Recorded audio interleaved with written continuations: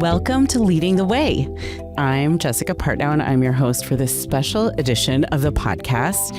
I'm a longtime faculty member who teaches podcasting here. I absolutely love teaching in the ComLead program. And I'm really excited to be hosting this mini-series for our incoming cohort of students that will be joining us in the fall. So this is The Road to Orientation. We have two wonderful guests joining us today, Associate Director Gretchen Ludwig and Assistant Director of Academic Services Heather Werckle. Thank you both so much for being here. And I want to start by just asking each of you to introduce yourself and tell us a little bit about your role here at ComLead. Heather, you want to go first? Sure. First, thanks for having me. This is exciting. And I am the Assistant Director of Academic Services, means that I'm the academic advisor for our students, basically. So I help students with class registration, degree requirements, and kind of helping them get through the program and meet all of the policies and procedures they need to do. Hi, Jessica. I'm Gretchen Ludwig. I'm Associate Director, and my role is in curriculum, everything regarding curriculum and faculty engagement and faculty affairs. And for anyone listening, if you haven't taken Jessica's class, audio storytelling, which is podcasting, by the way, you should all take it because it's a fantastic, amazing class. So I do a lot of that. I pitch a lot of our classes to our students who come to me wondering, how can I connect what I want to do with my career with what I want to study here? Awesome. Thank you so much. And thank you for that plug. I promise I didn't write that into the script or anything. So today we're talking about connecting with the campus. As you both know, the UW is a big university. I just looked it up recently, and we have over 50,000 students, right? One of the top employers of Washington State. I always joke that on a long enough timeline, everyone ends up working for the UW in the Pacific Northwest anyways. And I know for me, I worked here for several years before I felt like I knew my way around campus. So it's huge. And that might be something that can be kind of overwhelming for new students. But I have the sense that there's also maybe some magic in being part of like a small grad program within a huge university. So that's where I wanted to start and just ask you both a little bit about that. What do you think? How do you think about this huge university? Yeah, I feel like our students can really get the best of both worlds because UW being as big as it is, it has so many resources that a smaller college wouldn't have. So everything a student could need to support them is here and in bulk. There's just so much of that for students and so many things to do. And at the same time, our program being small, our classes being small, they still get that intimate experience in their actual graduate program. So I think that's a great combination of you have a health center on campus, you have the IMA, which is a state-of-the-art exercise facility, you have over 400 student clubs, and yet you're in classes with 19 other people. So you get to know them. Yeah, that's so true. Absolutely. So for me, I've been at the university for a while now, and it's always shocking to me when I'm reminded that it's a big university. So for me, it feels like a city. So if you live in a city, you have several different neighborhoods. You have all kinds of things to do. You have places to go. You're constantly learning about the city as you go, but you also have your own neighborhood. You have your neighbors. You have places you like to hang out. If you've ever lived in a city and you run into the same people and you always say, wow, it's a small world. And it's actually, it can be because you can develop these communities and you learn your way around. So when you first get to campus, it's a bit exciting and overwhelming, especially in fall quarter when you have in Red Square where you have throngs of people crisscrossing every which way. But once you start, building friendships and you start learning about places you like to go, it quickly becomes wow, this is just like Heather said, we have all the resources of an amazing university, but it also can feel really small once you get your communities in play. Yeah. Well, I'm curious. So, Heather, you mentioned some of these incredible resources, and I think let's sort of dig in and spend even more time there. I'm curious to ask you both what one of your favorite parts of the UW or this campus. For me, I know the UW libraries are this incredible resource that I find myself forgetting sometimes, or sort of go through waves of remembering the resource that is there, and just all of the journals and magazines and newspapers and publications that we have access to through the libraries, but also just the fact that you can at any time make an appointment with a librarian and be like, look, I'm trying to insert anything here, right? I'm trying to work on this project, write this paper, design a new user interface for this app. Can you help me figure out what resources are available, just in the wider world or specifically through UW libraries? And it's just incredible. And I think something that I find, even when I was a student, I had less awareness of than I wish I had. Incredible resource. So what about for you both? What's sort of a hidden gem of a campus resource? Can I offer a segue to that? Just because of the libraries. First of all, if you ever do that, you're making that librarian's day. My husband has a 1 degree in information library science, and their eyes will light up. They've been waiting for that moment for you to ask them these questions. So please take advantage of that resource. I have 2 favorites. So I have to say the IMA, you mentioned that before, is an incredible facility. The pool there is no other pool in Seattle like this pool. It's amazing. And I don't know what do students pay? I know I have to pay something as a staff member, but it's really cheap compared to other. Yeah, for students, it's just part of their student fees. So it's included. It's free. I mean, you need to check it out. It's amazing. The second thing that a lot of people don't know about that I love is the Henry Art Museum. And it's so incredible because you can get in free as a student. There's a coffee shop, and, just go in there not even knowing what's there, because you can just explore and just have a moment to reset and see the world in a different way. And it's a really great way to take a break, is to go to the Henry Art Museum.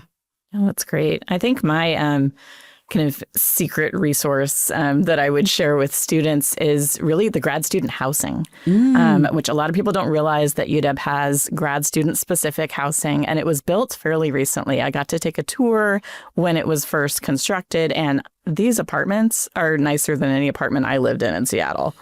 And for less money.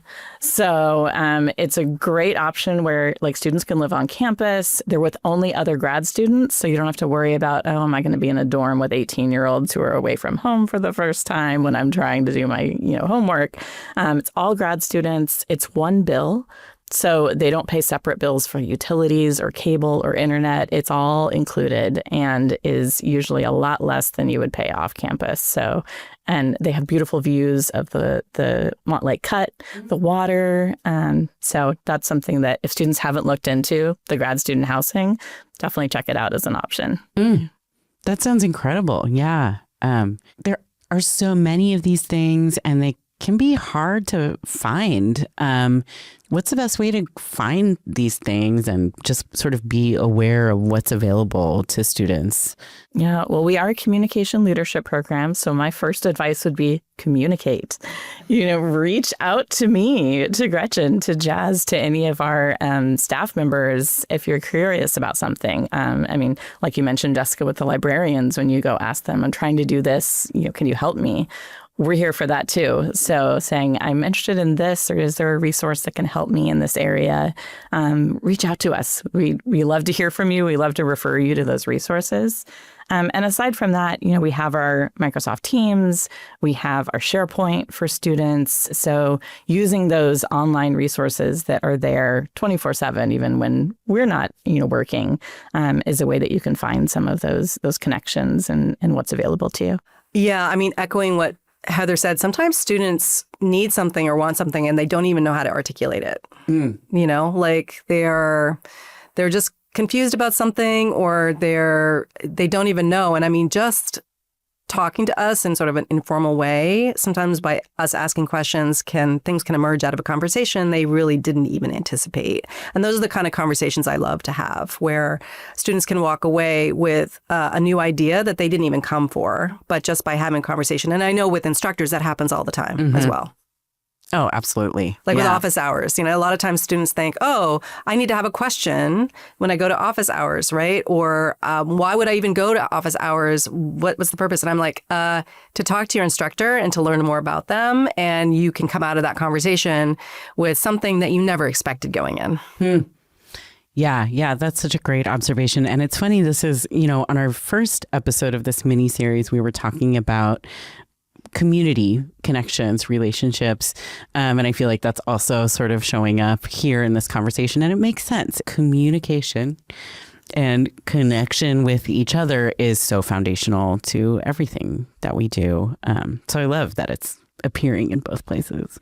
Well, I'm curious to ask more about what you hear from students about the resources on campus.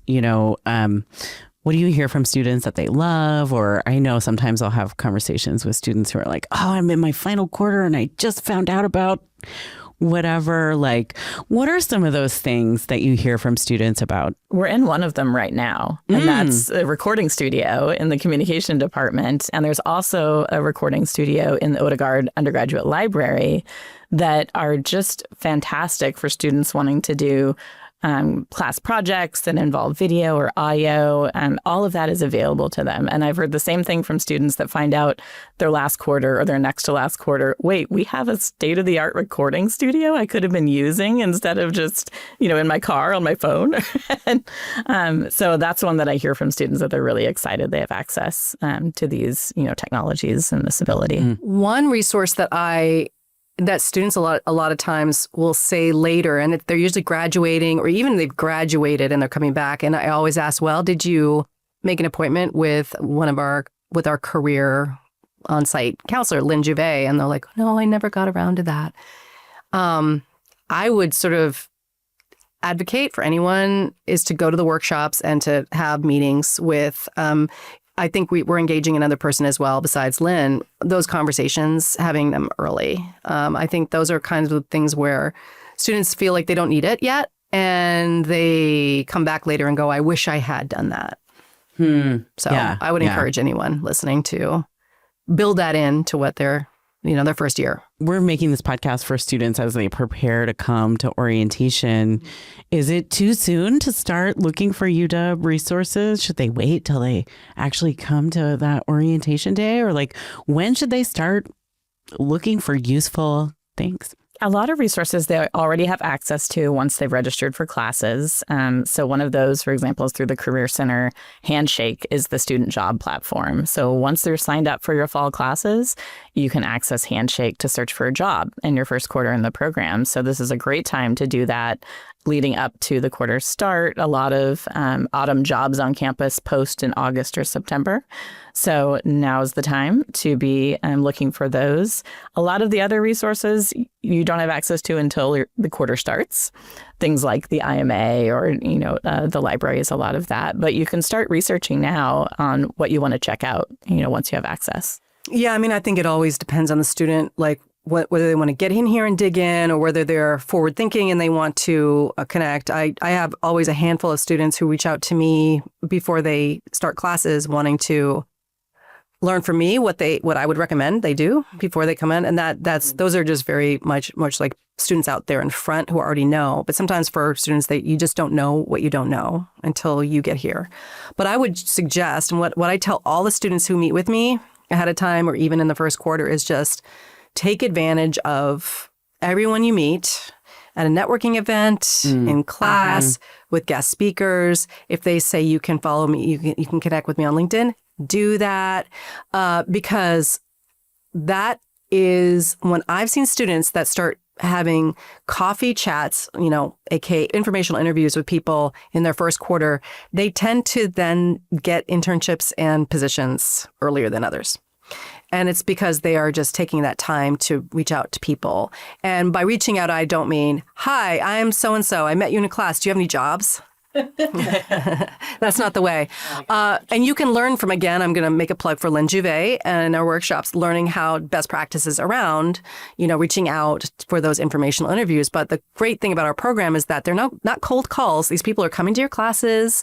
They are alumni of our program, and you have that connection. So, learning how to do this is going to be, that's the biggest piece of advice I would offer. I know we talked about sort of our favorite secret hidden gems of resources, but are there, surprising resources or activities available to students that they might not be thinking of or even, thinking to look for? Yeah, one of my favorites that I just found out about a year ago, and I've been at UW for many years now. I'm not going to age myself with the number, but is the Career Center, the Career and Internship Center actually has an interview wardrobe available. So if you have a job interview lined up, an internship interview lined up, and maybe you don't have something that you feel is appropriate, you don't have a suit or you don't have, attire, they have that. You can check it out. It's free. You go try things on, you choose an outfit, and then you get to keep that for your interview. So that is an amazing resource that students should definitely take advantage of. They also do professional headshots for free at the Career Center. So a lot of those offices on campus have, very helpful resources that you wouldn't think of, like a suit. That's incredible. Yeah, I had no idea. And that, obviously, like, nice professional clothes can be really expensive. Headshots can be really expensive. That's huge, huge. Yeah, and I think at orientation in the past, we've had our professional photo booth where people can sign up to do LinkedIn photos, like photos for their LinkedIn. So if you haven't had an updated LinkedIn, definitely getting the LinkedIn started when you get here or keep it updated is going to be the biggest social media platform for you in terms of connecting with professionals for, career opportunities, internships, and that kind of thing. Yeah. Yeah. It's great. Well, so thinking about this cohort of students as they're getting ready for orientation day, we're going to be all seeing each other soon at orientation. What advice do you have for them, especially with an eye to this sort of concept of big university, small program? What advice do you have for them as they're getting ready for orientation day? I would say we're mentioning all these resources and all of these opportunities. Don't feel like you need to do them all in your first month. Mm-hmm. So having a balance of knowing what's available to you, using that as you can. I think of it a lot like a wine cellar. Like, you don't go drink everything in your wine cellar in one weekend, but it's there for you. And when you feel like having a bottle of wine, go get one for that evening. So think of the resources in that same way. They're here for you, but don't feel like you need to take advantage of everything all at once just because it's here. What I tend to see is there's a lot of energy and enthusiasm in that first quarter from students, especially getting out of their comfort zone. Like going to a networking event, we'll generally have a big networking event in our first quarter, and students showing up for that and, coming up to me or coming up to others and asking questions. They have a lot of energy for that. And then there comes a time where they forget they have their wine cellar. And then they'll say, well, I don't feel like I'm ready to go to that, or I'm tired, or I don't feel like I can, show up.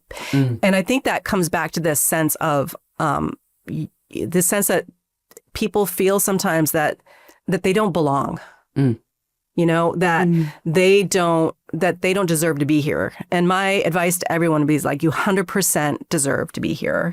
And you deserve to come up to me or Heather or go to an instructor in office hours and ask them questions or, about their lives and just get to know them. You deserve that time. You deserve to take up space.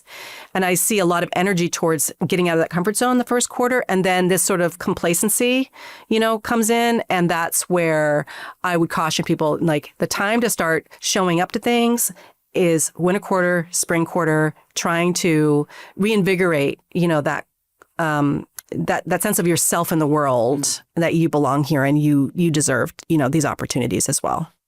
Yeah. Following up on that, I would say, what that's speaking to me, I know it's a cliche, but grad school is a marathon, not a sprint. Right. Don't use up all of your energy in the first quarter because you still have, over a year to go after that. Yeah, pace yourself. And that's so hard to do. It's so exciting getting started, And then it's true that the reality of it's also really hard going to grad school, Yeah, it's hard going to a new state, a new country. And, and also if you put yourself out there, that first, like all this energy, and then you might feel like, oh, I didn't get instant results from that. Or what is the payoff from that? You just have to keep showing up, keep trying, keep applying to things, keep trying. And that's the resilience I think you need to sort of, to build that resilience as you go through and develop friendships that support that. Yeah. Yeah. And that sounds to me a lot like planting seeds, right? They're not going to sprout right away. But you're building something that will grow in the future. Well, thank you both so much for joining me on this special Road to Orientation edition of our podcast. Been with Gretchen, Ludwig, and Heather Werckle here today. We all can't wait to see you all at orientation. Thank you so much for listening to Leading the Way. Make sure to subscribe to our feed on your favorite podcast platform, and we will be back with more episodes soon. See you next time.